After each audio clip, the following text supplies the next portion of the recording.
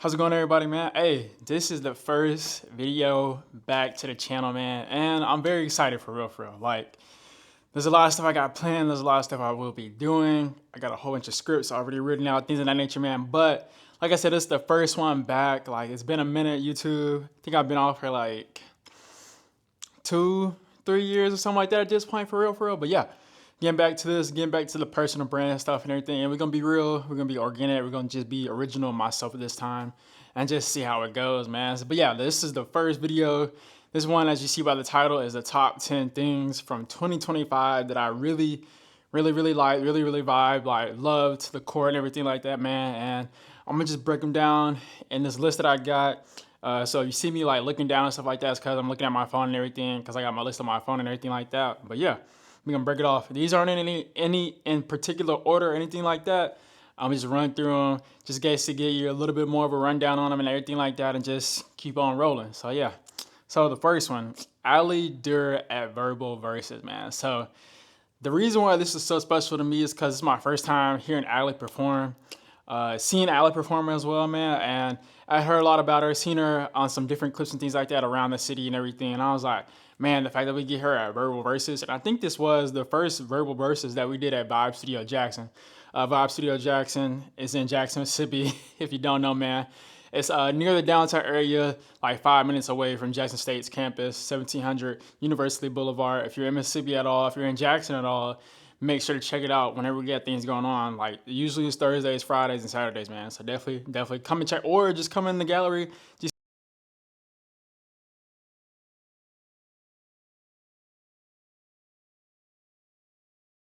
verses that we had, man, and the experience was just amazing. Like, being able to see her perform, her and her band. Big shout outs to them. Like, I just filled me up with something that I didn't know I needed to be filled up with, for real.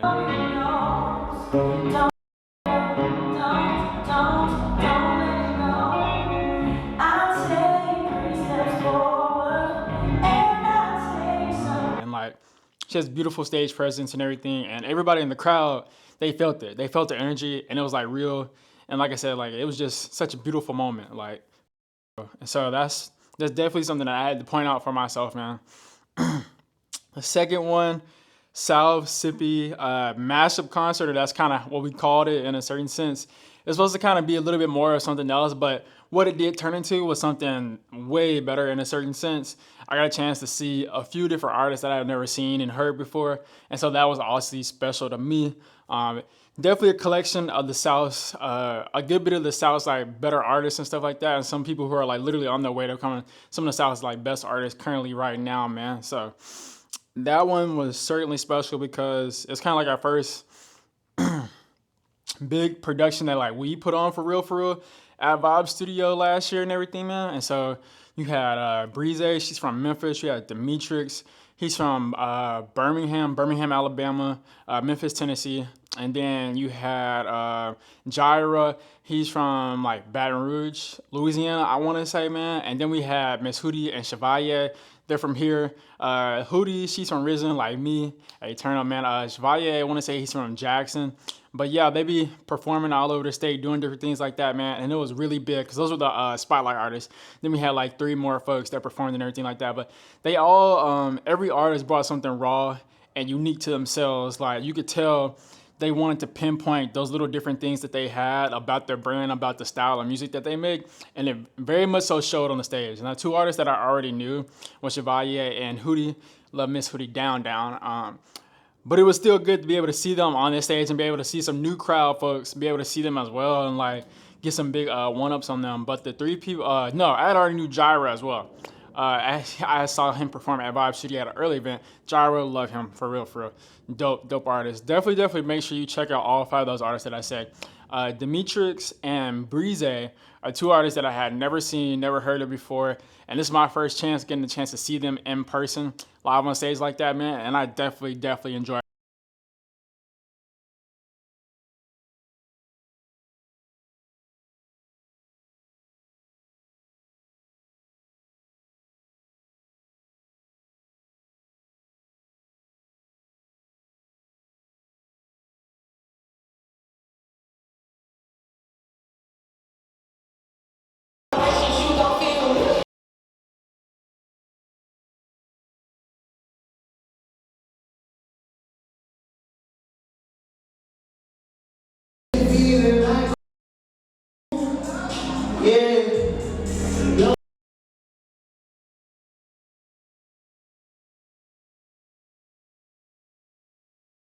and you ain't grow up fine. Mississippi roses bloom every get fed by the bees. Baby, you think that's so much. Get a taste of love and she's tonight. That's definitely one that happened there. The third one, Sinners. It's not a whole lot that I really got to say about Sinners, man. Like, y'all gonna know when award season come out and everything like that. They gonna win, or they should win. Should win their fair share of awards that'll happen for like the movies and cinema for 2025 and everything like that, man. But Sinners was an amazing movie. 20 out of 10, 10 out of 10, whatever metric system you want to use for it. Like, I saw it in IMAX like you're supposed to see it. And then I even went and got it on Blu-ray because I was like, I got to have the collection at home. Like, I just had to. Y'all already know what it is, man. But yeah, Sinners was definitely probably my favorite movie of the year last year, to be honest. And I saw a lot of movies last year. Like, I really did. It's probably my most productive movie year in a long time. And so Sinners was definitely right up there. And it was a movie that came out during the summertime, but it stood the testament of time for real, for real. And based on like this recording and everything, like there's been rumors that they're gonna put it back in theaters again. So might have to go back in theaters and cop it one more time on the big screen, man. But some of my favorite parts from the movie was the dance montage scene where you had Miles singing his song and the juke joint and everything that they had built up and everything like that. And you could saw the different elements, different layers, different genres, and like movements of like music and culture over the years and everything like that, and how it kind of comes from like different pockets and segments from all over the world. That was definitely a top tier moment. I know it's one of people's always favorite moments. Another favorite moment was for me was dang, I can't remember the other guy, but it was Miles, and I want to say it was maybe Smoke in the car that they had, and then the other guy, I can't remember his name at the moment. Damn, I wish I had looked it up or whatever. But yeah, when they were in the car and when Miles was singing, and he was talking about, he was basically trying to show old dude, because the third guy that they had picked him up basically at the same time they got Miles or whatever. And he was basically trying to show him like, yeah, I know the blues for real. Like, I know what I'm doing, especially with this guitar, man. And like, it was such a beautiful moment for me, being able to hear him sing. I think that was like the first real time we heard him sing in the movie and everything like that, and be able to get a chance to see like, oh, okay, this is what we're gonna be expected to see a little bit later down in the movie. And also show like Miles really know his stuff, man. Like, he really is that dude for real, for real. I'm saying Miles, but I want to say that's his actual name. His character name, oh my lord, I might have to look this up real quick just to look it up.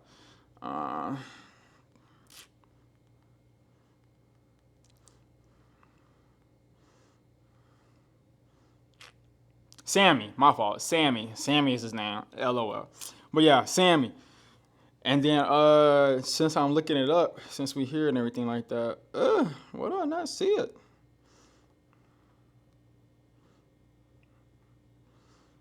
Delta Slim, that's what it was. It was Delta Slim. I want to say it was Delta Slim. It was Smoke, and it was Sammy when they were all in the car doing that scene and everything like that, man. That was definitely one big moment for me. Another big moment was when they were in town and when you got a chance to see the two stores that were owned and operated by the Chinese couple that was there and everything, like couple family and everything, and you got a chance to see kind of how things were like back then and during that time, during the 10s, the 20s, the 30s, 1910s, 20s, and 30s in Mississippi and the Delta and everything like that, man. And I thought that was a really big moment to kind of show you a little bit more of this historical element. And then like the last moment that I kind of like shared that was like really big to me was when Smoke and Stack, they were unloading that vehicle that they had or whatever, man. And they were getting the supplies and stuff that they had for when I think this is about before they went into town and everything. And that snake was there. And seeing them like do what they did to the snake and basically kill it, and like them work in tandem like that, like it was just something beautiful to me for real to see. I don't know about other people, that scene might not have meant that much, but to me, it spoke to me for real, for real. So yeah, those are my top moments from the movie. Like I said, 20 out of 10 movie. If you haven't seen it, definitely go see it on like HBO or something like that. But yeah, number 4, the Demon Slayer movie, man. So one of my friends, Calvin, he introduced me, or he told me about Demon Slayer when I like got into like my real anime discovery bag for real, man. And Demon Slayer was something that I instantly fell in love with. The fact that the story gives you a sense of like, all right, we're gonna focus down on this one person because he's the main one that you can see kind of becoming a Hashira in a certain sense. But then you can have these other 2 characters too that follow along and do his journey, and like it was just top tier for real. But this movie is the second movie that they had in theaters. I want to see. Me and him went to go see the first movie as well, and so me and Calvin went to see this one. I'm gonna butcher the name in a certain sense, but Kimetsu no Yaiba Infinity Castle, like top tier for real, bro. Seeing the fight scenes in the Infinity Castle and then seeing all the demons in the Infinity Castle, I was like, what? It's a whole lot going on here, man. It's a whole lot going on. But anyway, seeing Tanjiro and then all the other Hashiras who were alive and who had their like one-on-one moments, because there were a couple of Hashiras who were like double partners in a certain sense just for those fighting scenes and everything. Like seeing those moments was top tier for real. And seeing Zenitsu, I'm probably butchering his name, Zenitsu, how you say it, but him fighting his brother, oh my gosh, like I was not seeing that coming. But also showing like, hey bro, just because you decide to roll with the demons, just because you thought you was a lower ranked demon, you thought you was doing something. Nah, bruh. Just because I only got these 2 forms for real down, 2 lightning style forms down, don't mean nothing. Like I could still whoop your tail at this point in time, and that's exactly what he did. But like, it's really a shame that we gotta wait, I think, until 2027 for the next movie to come out, and then the whole like anime will be done in terms of a theatrical and like TV adaptation. But I'm definitely copping the mangas pretty soon, man. And so number 5. Tony Luella Chalmers exhibit at Vibe Studio, Jackson, Mississippi, A Return to the Cocoon.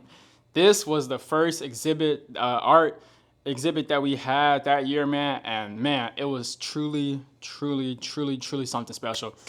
If you haven't seen it at all, definitely go and check out the Vibe Studios Instagram page. Check out Tony's page as well, Tony Luella Chalmers. And I'll definitely show like bits and pieces of like the people that I'm talking about and like some of their work and stuff like that too, that I have like pictures or whatever to give y'all better references of what it is that I was saying and everything like that. But man, like the work that he had there, it was marvelous. And it gave you a sense of like history, it gave you a sense of like present moment and a little bit of like a future sense as well. He had actual like paintings done. He had sculpture type work. He had other visual representations and everything. And essentially what it was just Mississippi in a sense of like a slavery time, kind of even before slavery time, to give you a sense of like, these are like the origin stories. These are the origins of like the story and like the cultures of like how African civilization was and how that translated to being over here in the Americas at that point in time. And it just gives you a real sense of like rooting in a certain sense. Even though it was kind of like made up in a certain sense or whatever, it gives you a belonging of like, hey, like, yeah, you already know about all the negative stuff that happens, but this gives you a real more poetic, positive type of light and spin on everything. And for him to be able to do that in the manner that he did, and hear him be able to explain it in the way he did it too, like, it was just something really big, something really special. And it's like, you can't replicate that at all. Like, you have to be there in the exhibit when it's showing, when he's there, and the different showings that he had, because I think he had some in New Orleans, he might have did it somewhere else too, but like it's just different to be able to be there and experience that in person and be able to have other people around you asking questions and things of that nature, man. But it was definitely something special, and I hope that you guys like check him out for real. Check out Vibe Studio, and like I said, everything that I'm saying, everything that I'm doing in this video, check out the other people and check out the other things that I'm saying as well. So yeah, definitely do that. So moving along with the thing for the top 10 things of the year that I saw, man. Like I said, in not any particular order. But the next one is My Hero Academia Season 7. I say that because I watched it in 2025. I think it was like the summertime maybe when I actually had the time to like watch it or whatever, man. But no, it was like so crazy for real, because this is when we finally had a chance to see everything come to a head. And so this is essentially like the last battle. This is essentially the moment where the young heroes basically have to prove themselves against the League of Villains and everything like that. And so Midoriya, he's finally come around, allowing folks to help him and everything like that. Everybody who's essentially against the League of Villains or anything bad is coming up with this big grand plan to figure out how can we stop All For One and how can we stop Shigaraki. If I pronounce his name right or whatever, man. And like everything comes to a head. They plan everything out to the point where we're gonna separate everybody in a certain sense, and we're gonna have everybody on certain level fields to where we know we can do this the way we wanna do this. And things obviously don't go the way they want them to go. But Midoriya ends up making it to the battlefield in the sense that he's supposed to be on. And him and All For One, him and Shigaraki are essentially going at it while you still got All For One that you gotta freaking worry about, who's trying to do his best to help Shigaraki / take over his body in a certain sense and everything like that. It's just a whole bunch going on, but I love every single moment of it. And like, it really puts into like true form everything that's going on with like all the other heroes and their storylines just all merging together, especially for the students for class like 1B and like the third year students and everything like that. And also some of these other like lower level heroes who obviously had to step up to the plate because a lot of the other heroes have died or are incapacitated or they just can't work or whatever, or they quit actually, because some heroes did quit, even though they did get a chance to convince a few professional heroes to come back and fight and everything like that before they kind of went through everything, man. But season 7 is like top tier for real, and it's probably one of the best seasons of anime that I've watched. I'm saying that because I've only watched maybe 10 animes, so I guess that's a good bit of list that I gotta go through some more animes and stuff like that, man. But My Hero Academia is easily one of my favorite animes that I've watched so far, man. So yeah. So next is Spice Frontier. Spice Frontier Escape from Veltagar. So it's an animated pilot. It's an animated series from Steam Roller Stories. So this is one of those things where you just scroll on threads. You're on the For You page this time. Even though I don't spend a lot of time on the For You page, I actually spend a lot of time on the people that I actually follow because I follow them for a reason or whatever, man. But every now and again, I would go through this For You page. And 2024, I really was like doing some stuff on threads and everything like that, man. I don't remember if that was the time frame where I found a lot of these folks that I really love and follow now. I think it might have been. I had to go back and kind of like figure everything out for what that was. But it was one of those situations where I was scrolling and I saw the trailer, I think it was, for the pilot episode, the first episode that come out. I was like, oh my gosh, what is this? So I was like, I gotta go to YouTube. And I'm pretty sure I did it when I was at work too. Which, I mean, that's kind of like, it's not of consequence, but it makes sense in a certain sense like that, man. But I was like, I gotta go figure out what the heck this is. So I finished watching the trailer on threads and everything like that. And then I went straight to YouTube, bro. And I was like, oh my gosh, like this thing looks like so amazing, for real. And so I watched the pilot episode, bro. It was just such beautifully done work, man. Like for them to be able to paint the picture for us for like everything that's kind of happening in this world, and for them to be able to have the 6 characters that they have in here be showcased in the way that they do, it's actually pretty amazing, man. Like the pilot episode is such a good job, and it's got like 30 different awards, I think, from all the different film showcases that they've shown it at. And so this is definitely top tier type watch worthy. Steamroller Stories is what it is. Like I said, Spice Frontier Escape from Veltacar. I've been patiently waiting on them to like get their lives together. They dropped some short videos to like explain a little bit more about the characters that they have in the story, kind of like their background and stuff like that. They actually dropped a short last week, I think it was, where we had a chance to really, I think that was like, how long was that short? It was like 7 or 8 minutes long or something like that. But it allowed us to get a little bit more about Kent and Sila's story, basically with everything going on and how Kent is still on this quest to basically make these American dishes, make these earthly dishes and things of that nature. Just become like the master chef that he wants to be and to be able to display his dishes across the galaxy in a certain sense, man. And it's a really nice short and everything like that, but definitely should be checking this one out too. It's on YouTube as well. I'm pretty sure, no, that's like the next thing I'll be talking about. But like YouTube, really big. They got a lot of stuff on there. If you're not really big on the YouTube, you should definitely be checking it out. Obviously, because you're watching me, but check out a lot of other stuff that's on YouTube, man. Especially when it comes to a lot of these animated series, a lot of these short TV kind of made series and things of that nature, man. Like web series or however you want to call them. Like it's a lot of stuff going on there for real. So picking back up, like I said, off of YouTube. This was also one of these things where it was like, oh, I'm scrolling through threads and I just see something. I'm like, what is this? Like, and this was this year. So it wasn't something, I think, well, no. Yeah, I found it this year. I found Steamroller this year too or whatever. But anyway, so the comic shop from Awkward Virgo. Awkward Virgo is the production company, I want to say, in this particular sense. And this is the title of like the YouTube channel as well or whatnot, man. But the comic shop is the comic shop or workplace comedy, man. It is literally one of the best things that you will see on YouTube. Like no lie, for real. It is created by Cheyenne Owulu. I think I pronounced her last name right, but forgive me if I didn't pronounce it right. I don't even know if she'll even see this part or whatever, man. But yeah, such an amazing job with the whole production that they were able to do for this. So the reason, not the reason, but the way this was able to come about is because she did a Kickstarter campaign and it blew itself out the water. And so she was able to raise all the money that she needed to raise, be able to produce this show in the way that she produced it, man. They got 6 episodes for this first season, and every single episode is just a huge chef's kiss. It's really an ode to comic shops, bookstores and that nature. Like your local people, folks who like really have those intertwinings within the community and things of that nature, man. And also it gives different odes to anime in certain rights, different odes to things like Dungeons and Dragons when you'll see one feature episode and everything like that, but also just kind of like regular life, man.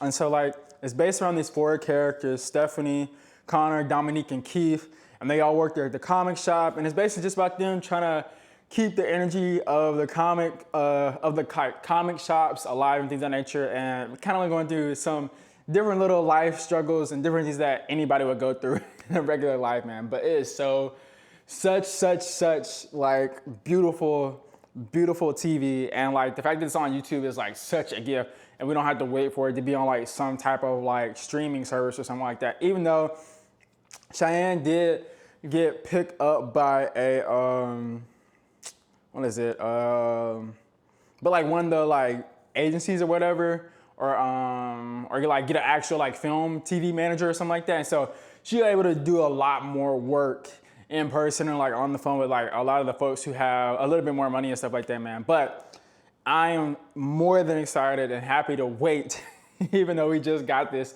what was it, like 4 months ago is when the season ended or something like that, man. But even though we just got season 1, and like the buzz for it has just been beautiful, for real. And so I've definitely taken a lot of notes from everything that they did in this show, especially with the Kickstarter stuff. And you'll see me try to incorporate some of that stuff, things that I do, and like, it's just very beautiful. You should definitely watch this, man. Anytime you want to support Black artists, queer artists, women artists, creators, things of that nature, like go do that, man. Like for real. Definitely do that. And so make sure to check that out for real. It's on YouTube, and make sure to follow Cheyenne for anything that she has, because she gives a lot of updates about different things that are going on with the comic shop as well with that. And I will probably pin a little bit of my like comments that I had on threads too for like when those first few episodes came out, just to show you like how involved I was with this for real, man. But definitely check it out, man. So the next one, my youngest sister, Jayla, graduating. And so the reason why this is one of the best things that I saw, man, is because it was just a beautiful moment. My youngest sister, Jayla, who is 19 now, she graduated from Risen High School, my alma mater. Also, one of my other sisters' alma mater, man. And so she was the first one in the family who actually went to Risen Zone schools for from kindergarten all the way to graduating high school. And it was just a beautiful moment for real, because I know everything that she's gone through these last 6 years for real. And it's been really exciting to see her chase her dreams, do some of the things that I was doing as well with being in band, running track.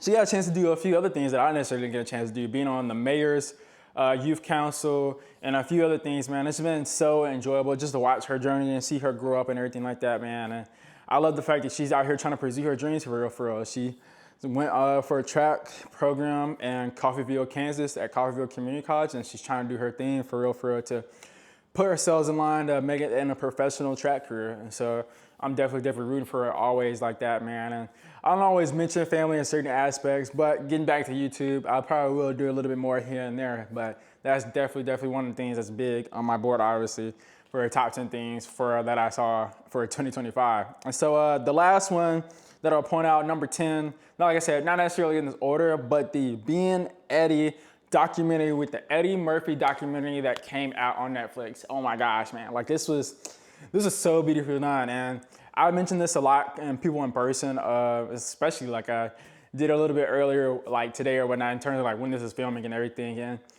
documentaries is something that I've always enjoyed. The thing that I want to do ultimately with my videography when it comes in the film space, I want to do a little bit of short film work, but documentaries is like the head honcho of like everything that I would be doing. So documentaries, docuseries, have a whole bunch of ideas, things laid out, things written up, already scripted up and things of that nature for me to be able to do that. It's just a matter of me basically stepping myself out into that world and being able to put myself forward and everything. But this documentary was definitely a documentary that made me be like, oh my gosh, like I would just love to be able to create something that's just so fulfilling and something that people can look back on and be like, oh my gosh, they did a truly beautiful job of capturing this person's story and being able to let you in on the ins and outs and everything and some of the trepidations that they might have had or some of the challenges that they went through and things of that nature as they were moving along in their career and like even where they're at now and like how they can look back on it and feel proud for the accomplishments that they made, man. And Eddie Murphy is one of my all-time favorite actors, definitely probably my favorite comedian, probably my favorite, is my favorite comedian and everything like that, man. I grew up on a lot of Eddie Murphy movies from Dr. Dolittle to Daddy Day Camp, man. My dad put me on Beverly Hills Cop, so I've seen a variety of Eddie Murphy movies and I've kind of seen him in his maturation for like the last 25 years, 27 years, depending on like, well, I can't necessarily count like watching Beverly Hills Cop because of the time that those movies came out. But in terms of like me being alive and like seeing a lot of these more recent movies, like I said, the Dr. Dolittles, the Daddy Day Camps, things of that nature, man. And so like 1,000 Words, like that was a really good movie. I don't know how much it did box office wise, but to me, that was a really good movie and stuff like that, man. But so just been beautiful to see everything that he's done in his career and for them to lay it out the way that they laid it out too, like it was just such beautiful work. And it just gave me so many pointers and so many like insights. I'm like, all right, I can do this for documentaries. I can do that for documentaries. You need to make sure to have people be able to talk on a person like this or talk on an event like this. And it was just beautifully done. And so if you're in documentaries at all, or you actually love documentaries, Netflix, they do a pretty good job with a lot of their documentaries. I actually like watching Netflix documentaries. Being Eddie, that documentary does a really beautiful job of just telling everything about Eddie Murphy's story from when he first started with everything, getting his shot with SNL, even before then, growing up and living with the family that he had and stuff like that, and how that shaped a lot of things that he was going through, and shows a lot about his, a lot of things about his personal life that he probably kind of like did his best to keep private to a certain sense too. And also it shows you that, hey, like you can be clean. You can be sober, you don't have to do drugs, not even smoke weed or whatever if you don't want to. Like you don't have to be pressured to do that and you can still rise to the heights that you want to rise to, man. So definitely check that out. And like I said, man, this is the top 10 things that I saw this year. And I'm actually glad that I did this. So this will be something that I'll be doing for real as I move forward. I like the idea of this, and you know me.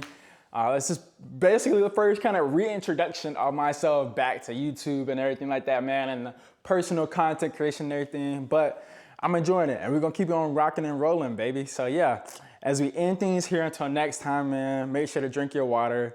be more disciplined, and y'all keep being safe out here. Let's keep rocking and rolling, baby. Let's go.